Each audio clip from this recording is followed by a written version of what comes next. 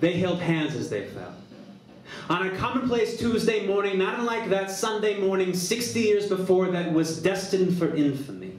It was a working Tuesday, a date on the calendar, a morning like the morning before, but now they found themselves standing on the windowsill of the 92nd floor overlooking the city of New York, and they were weightless. They weren't talking about textbooks and CNN sound bites. They weren't debating the geopolitical ramifications that had led up to that morning. He had decaf. She had a bear claw and an espresso, and they talked about will and grace.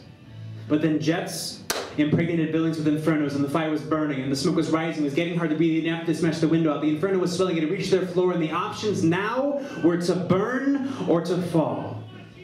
When the human animal realizes death is inevitable, psychologists say we want control over those final moments. Choosing suicide over surrender is a healthy reaction because we choose to accept our annihilation rather than letting it choose us.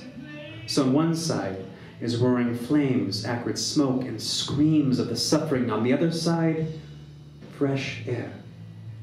Suicide is the final act of free will, and it keeps the consciousness intact even as it is destroyed.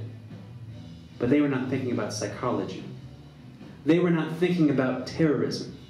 The debate about responsibility, retaliation, wars, flags, and Patriot Acts can wait until September 12th. This morning belongs to them because they did not have a tomorrow. The true terror of that morning is to know what they were thinking is they decided then whether it would be better to burn or to fall. Now imagine having that conversation with the person sitting next to you.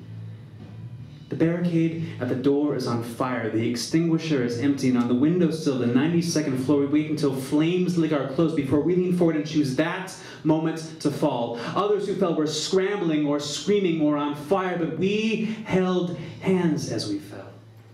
Survivors of falls from extreme heights report that falls are slow-motion transcendence, and the experience is almost mystical. I don't know if they felt mystical. I know it takes 1, 2, 3, 4, 5, 6, 7, 8.54 seconds to fall 1,144 feet. Just enough time to say a prayer, ask forgiveness, regret a memory, or wonder how the sky can be so perfectly blue on such a beautiful morning.